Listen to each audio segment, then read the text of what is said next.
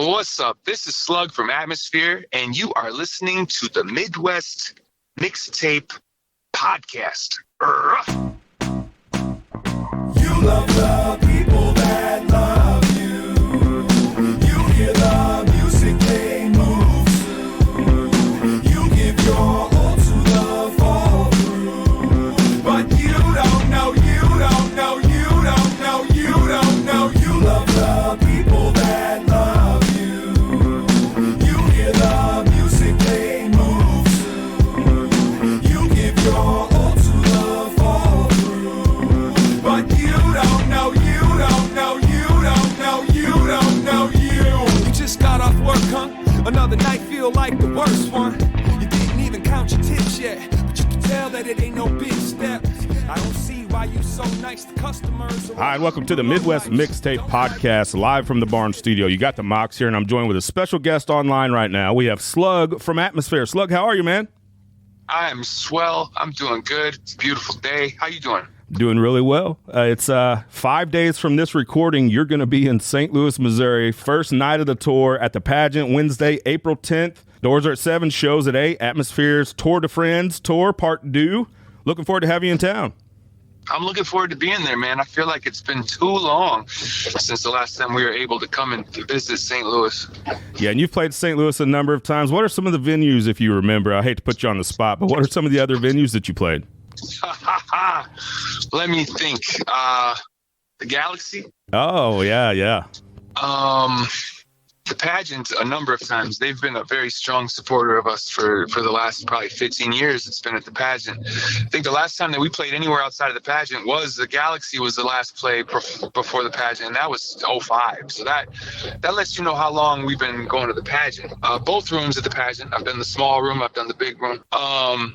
There was another spot that was down Del Mar from the pageant. I don't know if there's still a spot, but they had a bar in the front, and in the back room they had a very small club that probably held like 150 people. If you said the name, I'd probably recognize it, but off the top of my head, I can't remember. And truthfully, I feel like I went looking for it once when I was playing the pageant. Like I rode my bike down there to see if it was still there, and I couldn't even find it. So it might not even exist anymore. Okay, so I'm going to throw this at you. Was it the Creepy Crawl?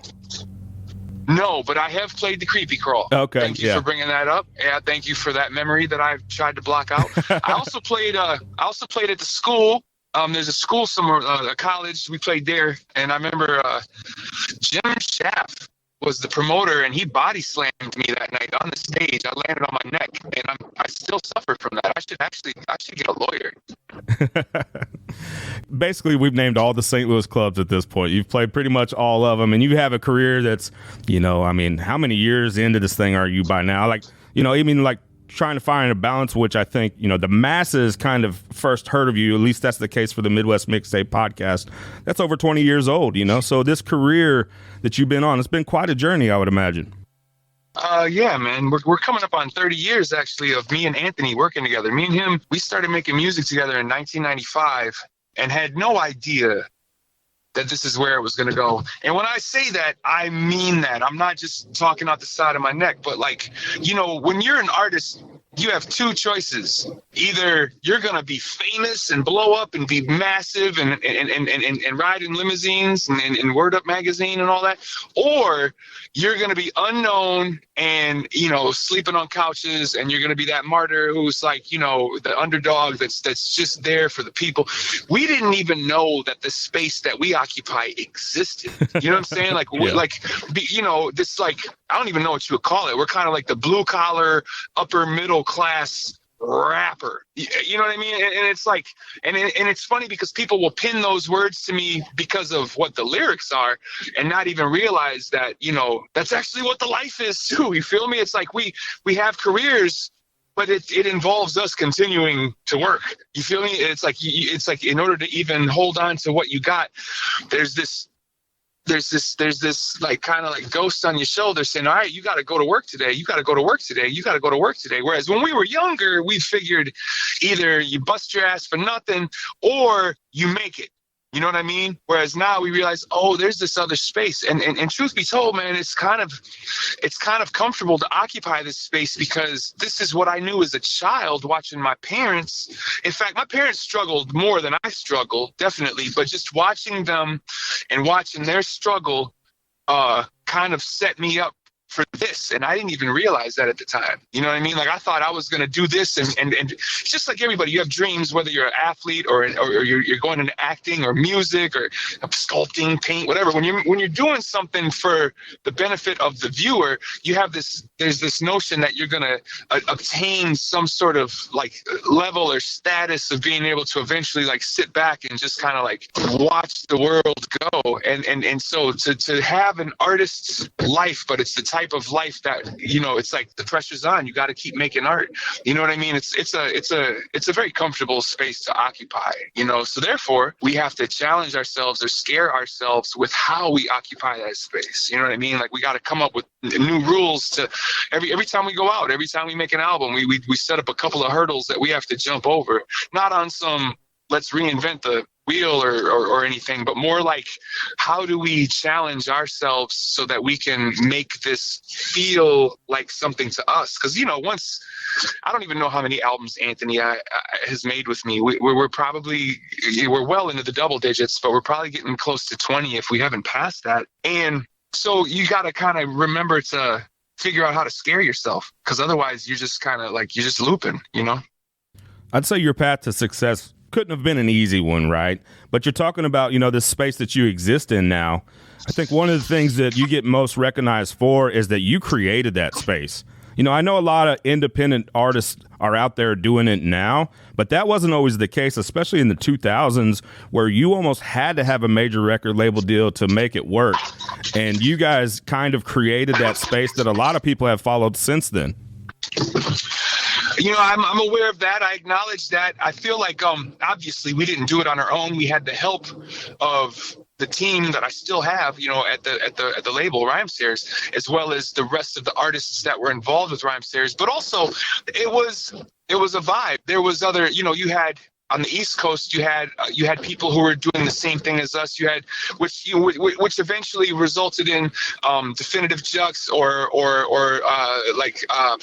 Third Earth, or, you know, the different versions of us. I wouldn't say versions, because some of them were doing it unknowing that we were doing it, but just the fact that there was a vibe in the late 90s of people kind of pushing back on the idea of needing a label, because you did need a label. And so that fueled us, because no labels were looking at us. And so that pushed us even harder to be like, well, then, you know what, we'll show you. And, you know, that will show you energy, I think, is responsible for a lot of the beauty in this world. Because when you finally get that opportunity to show them, you show everything. You show the whole story. You know what I mean? And when I think of groups like on the West Coast, you had Hyro and or Living Legends, Project Blowed. You had people who in a similar vibe, similar fashion, and even at the similar time, we're doing it as well. And maybe we weren't all aware of each other at the very beginnings of it, but once we realized that there were like-minded colleagues out there or friends to make, you know, that just empowered it even more. That just fueled it even more, because then that's what validated you and made you realize, yes, I'm on the right path, because I'm not the only one.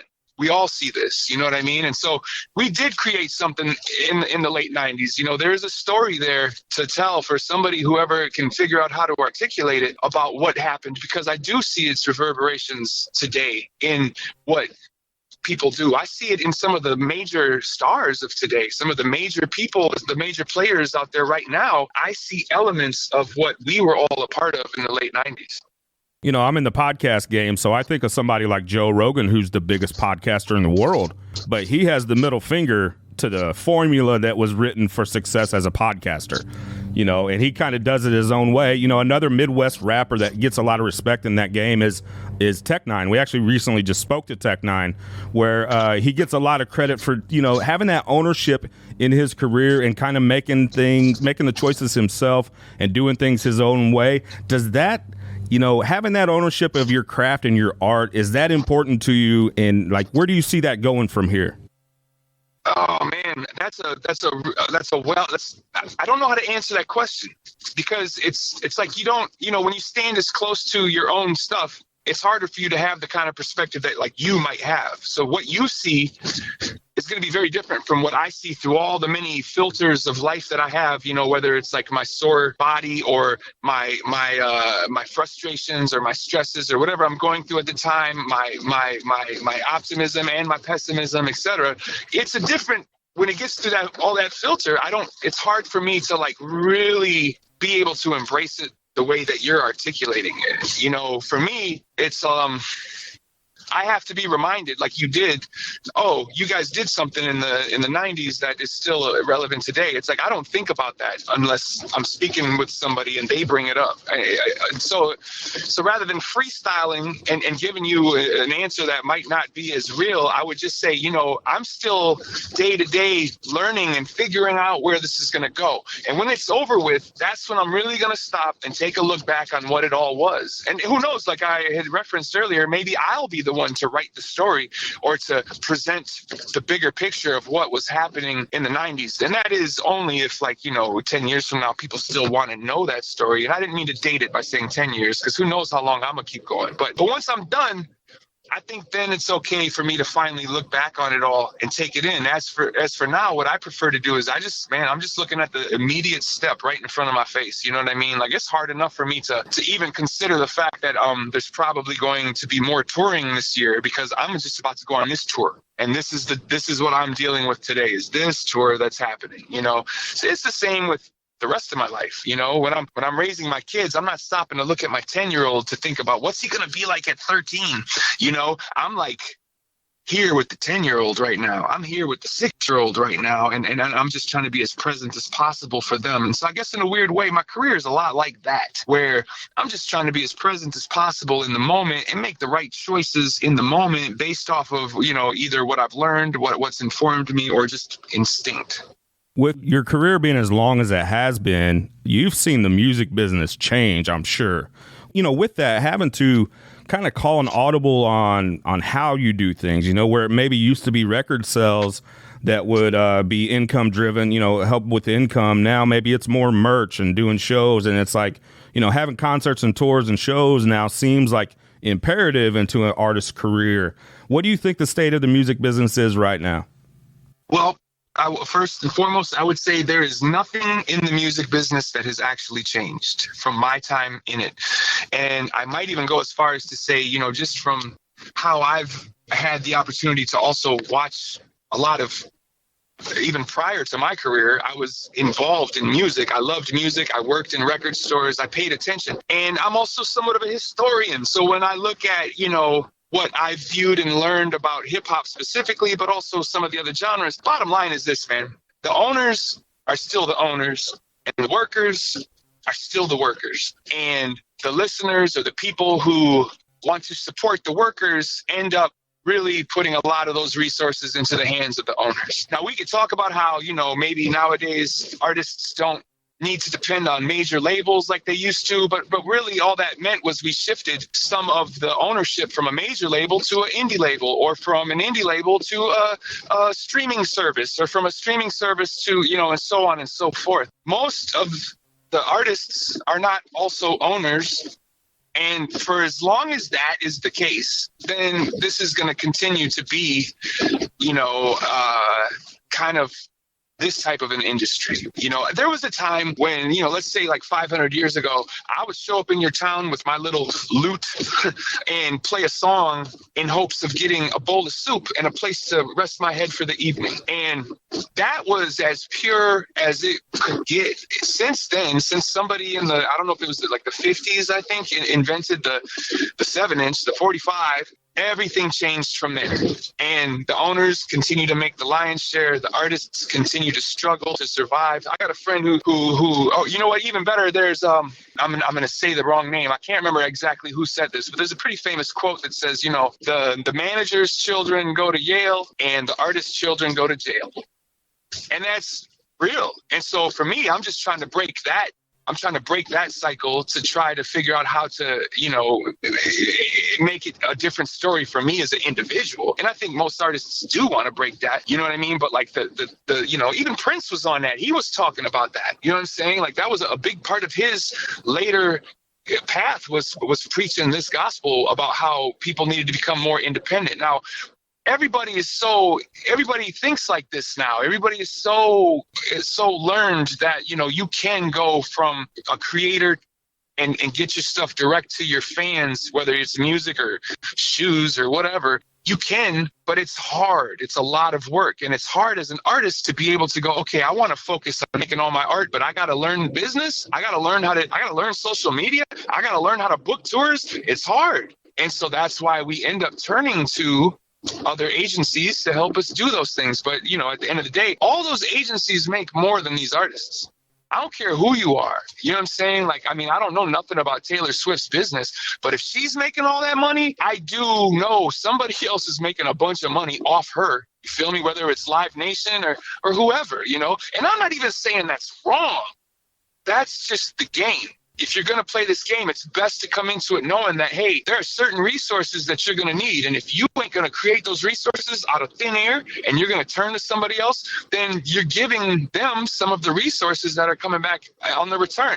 And half the time, you got to pay them off before you see your money. You know what I'm saying? It's like, you know, you got to cover your expenses before you get to play with any, you know? And so I think one of the most healthiest things that we can do is learn how to just budget our lives so that the money is not a make or break situation. You know, one of the things that I was pretty lucky with, I'll say lucky, fortunate, however you want to word it, was that when things started to happen for me, I was able to get my expenses down to like very little. I had a good situation with my rent. You know what I'm saying? I didn't own a car. I had a son, so I kept a job to make sure I could provide for my son and cover my little rent. So that way, when money started to come in as an artist, I didn't have to like throw it all at anything. You know, I wasn't addicted to shoes. I don't care about jewelry. I wasn't eating tons of, you know, indulgent foods.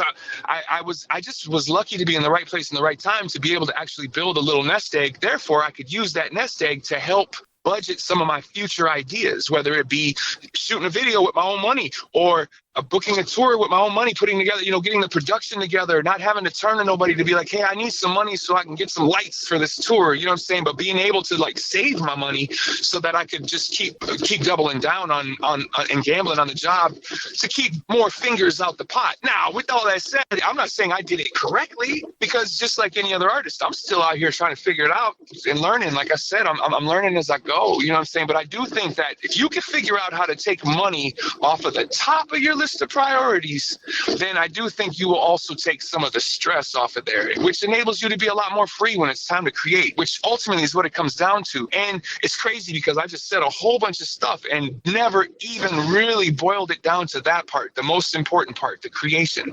There's nothing I do that I enjoy more than writing a song. And I don't mean that as offense to any of my family or my loved ones or my friends or anything, but really I am at my purest when I am by myself, sitting down with a pen and a pad or in front of a laptop or any sort of device I can use to write down my thoughts. Those are the moments that I live for.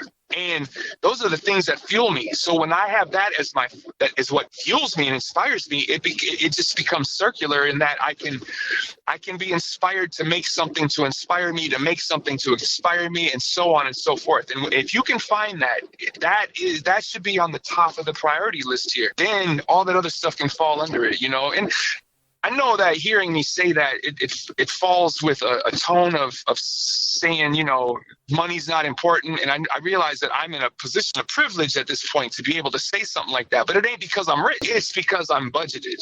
It's because I grew up with poor-ass parents who I seem not ever figure it out. You know what I'm saying? And so it's because I made that a priority. Figure out how to budget my world and my life so that I can not always be stressing on money. And it's crazy too, bro, because I still stress about money.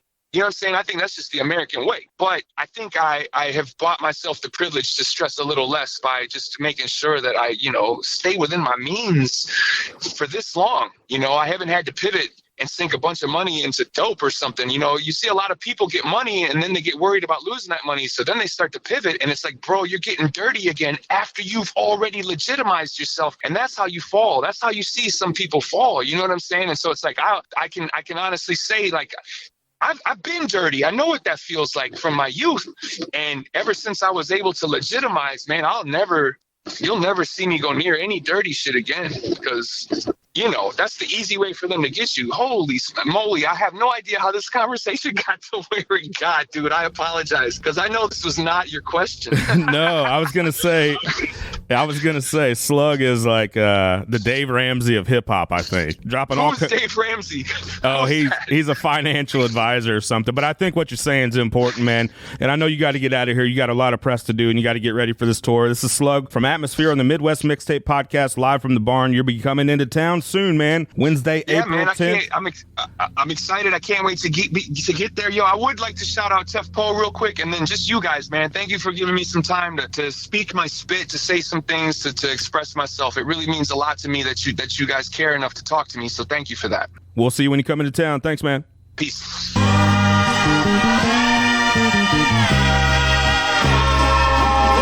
They love the taste of blood.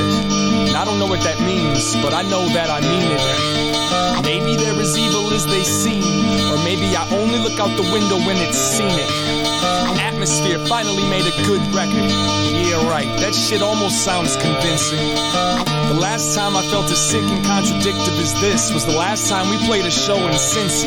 Get real, they tell me.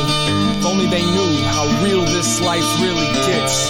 They would stop acting like a silly bitch. They would respect the cock, whether or not they believed in it. Doesn't take much, and that's messed up, because these people do a lot of simple shit to impress us. While everyone was trying to outdo the last man, I was just a ghost trying to catch some Miss Pac-Man. Hello, ma'am, would you be interested in some sexual positions and emotional investments? See, I'm not insane, in fact, I'm kinda rational when I be asking, yo, where did all the passion go? East Coast, West Coast, down south, Midwest. Nowadays, everybody knows how to get fresh. Somebody give me